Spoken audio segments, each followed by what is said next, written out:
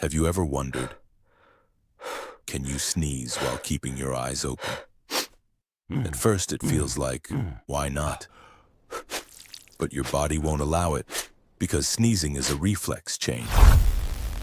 Your brain instantly sends signals to your facial muscles. Your eyelids close involuntarily. But the real reason is this reflex works to protect your eyes, because the resulting pressure is much stronger than you think. And yes, your eyes won't pop out of their sockets, but your system reduces the danger to zero.